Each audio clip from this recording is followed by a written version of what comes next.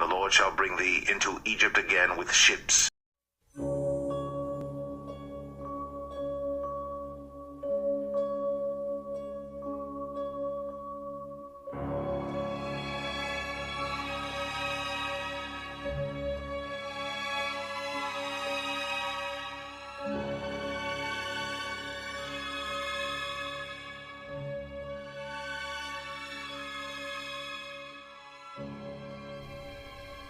And the Lord shall bring thee into Egypt again with ships.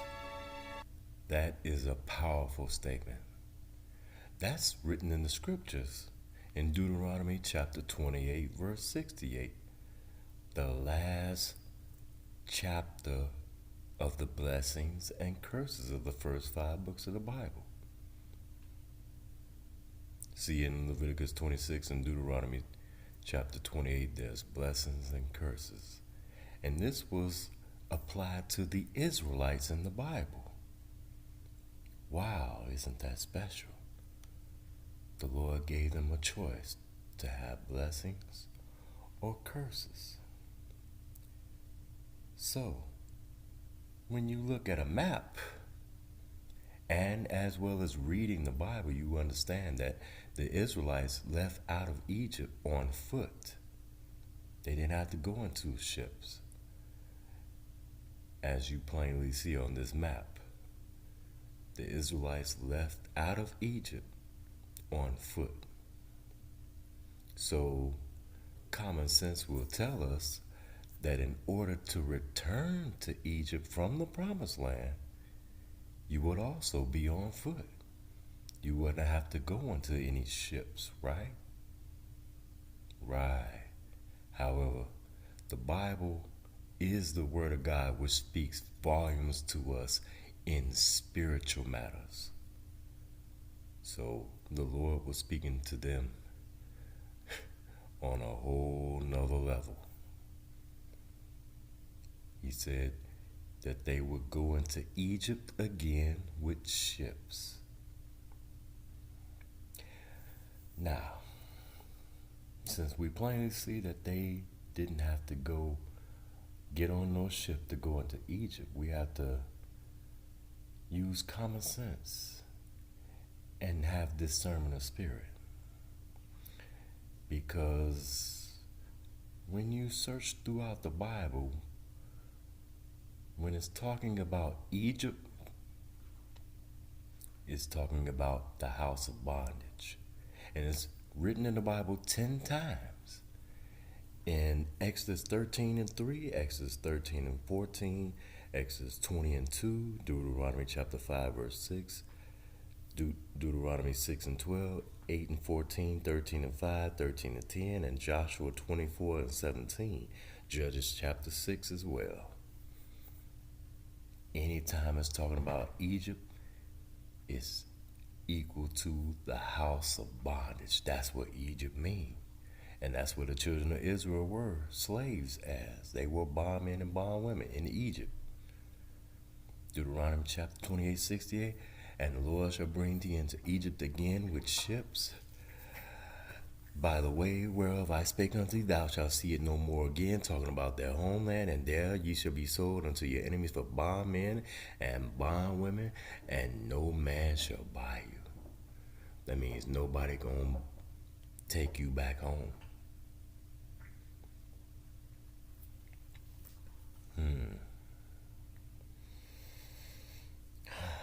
Precept for this is Deuteronomy chapter 28 verse 25, where it says, and thou shalt be removed into all the kingdoms of the earth.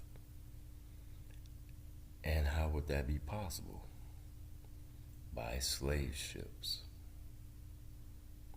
right? Slave ships into all the kingdoms of the earth. Hence the transatlantic slave trade. Now,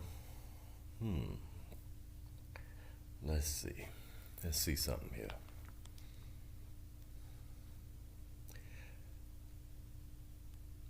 Because The only way to go into all the kingdoms of the earth as bondmen and bondwomen is on slave ships. Because back in those days, they didn't have airplanes. The only way of travel far and abroad was by ships. So we know we're talking about the children of Israel here, right? So, check out this movie clip by Steven Spielberg for the movie Amistad. He showed some slave ships, and let's see what he's showing here.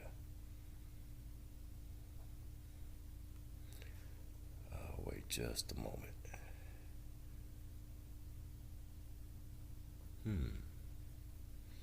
Oh, bear with me. Having some technical issues, but it shall soon pass.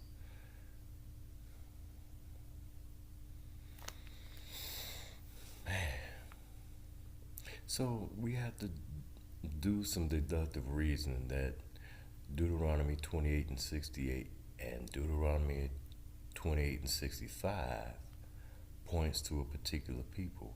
We know when we read in the Bible that it's talking about the children of Israel. However, to some people, like my great-grandparents and others' grandparents, it might sound a little familiar because this happened to them, right?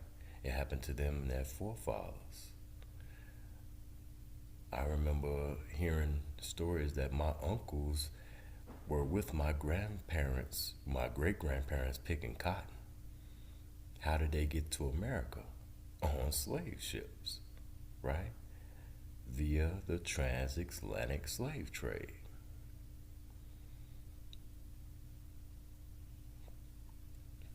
So,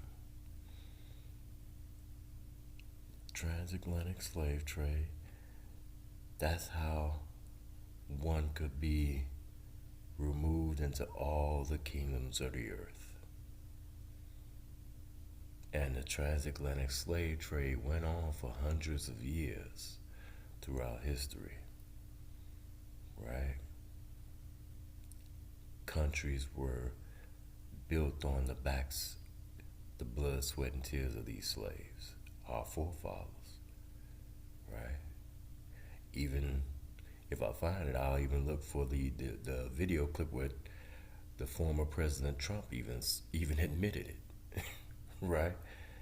You built this country, that's right.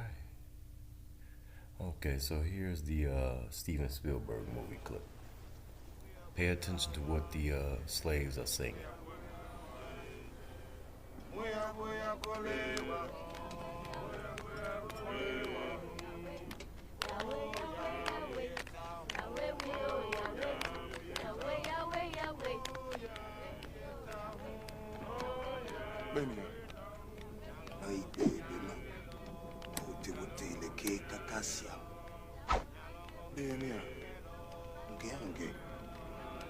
Gihunge, Temiba, Mayanye War.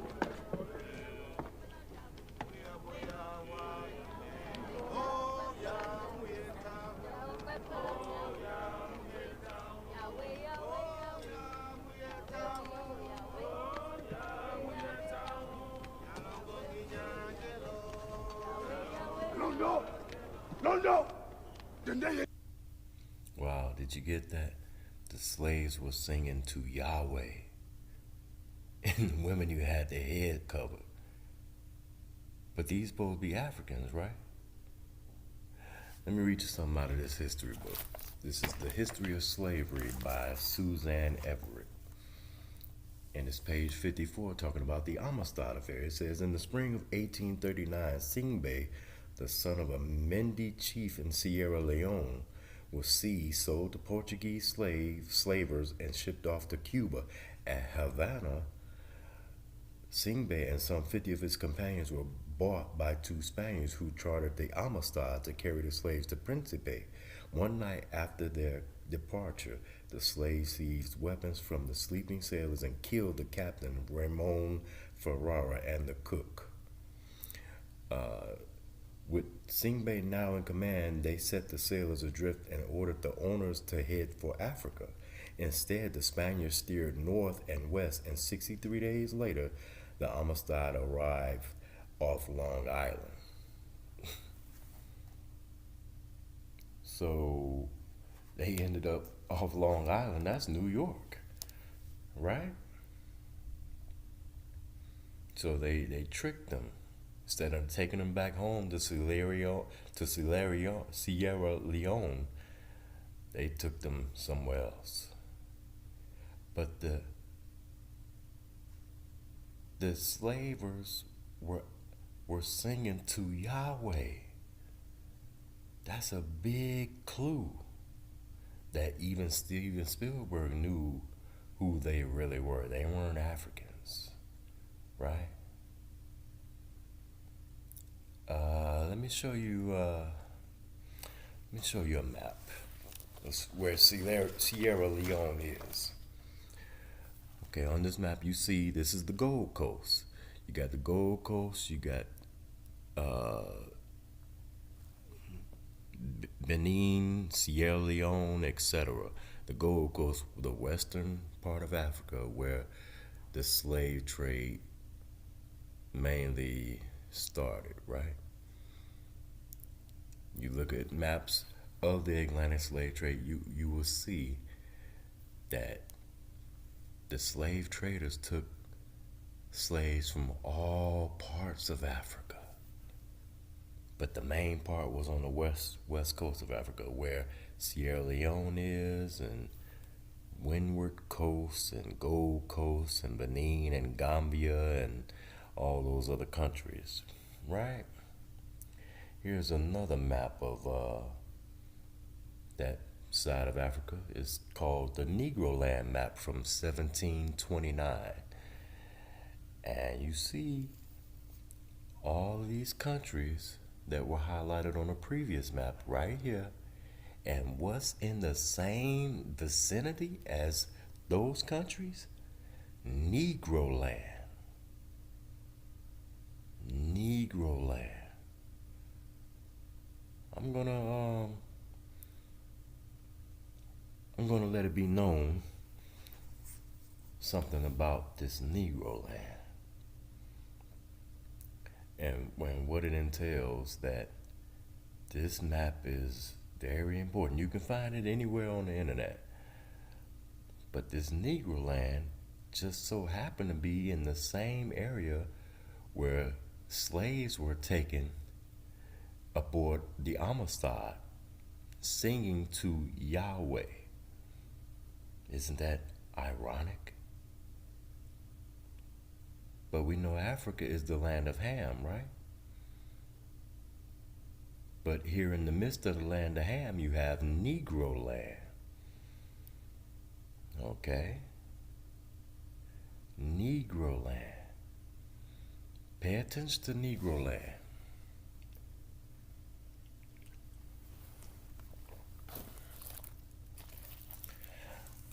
Because just like many nationalities and races, they tend to lump a bunch of us all together with the Africans. You know, they lump us all together because we are all black, right? Let me show you something about the land of Ham. This is Zondervan Compact Bible Dictionary, page 213, talking about Ham. It says Ham, the youngest son of Noah, born probably about 96 years before the flood, and one of the 8 persons to live through the flood. He became the progenitor of the dark races, not the Negroes, but the Egyptians, Ethiopians, Libyans, and Canaanites. Wow. So Ham, we know Egypt is the land of Ham. Egypt or Africa is the land of Ham. And Ham was the father of the dark races, but not the Negroes, right? So which tells us that Negroes are a different nationality than the sons of Ham or descendants of Ham. That the Negroes are a different nationality than Egyptians. That the Negroes are a different nationality than the Ethiopians, than the Libyans, and the Canaanites, etc. Two different seed, because Noah had 3 sons. Ham, which is the youngest, as we see here, and who was the second youngest? Japheth, which we know the Indo-Europeans come out of, and the oldest or eldest was Shem.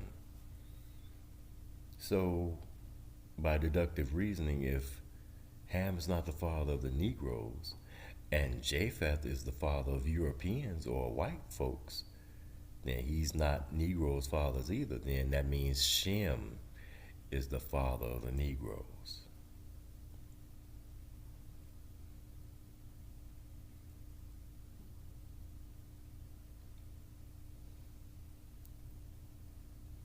If you are a Black African American person with consciousness, common sense, and historical vision, you will always question the ride of the slave ship.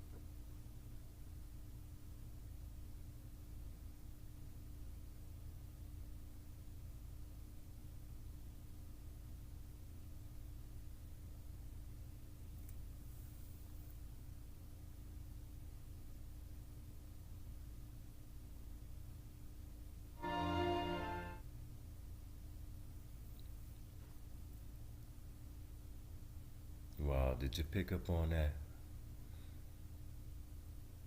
In Deuteronomy 28:68 applies to the Israelites, and it says that for their disobedience, the Lord will bring them into bondage again with ships, not on trains. And in Genesis 15, verse 13, it says that Abraham's seed shall be strangers in a foreign land and serve them with bondage for 400 years. Sound familiar, don't it? Not 4 or 5 years. This will be to be continued.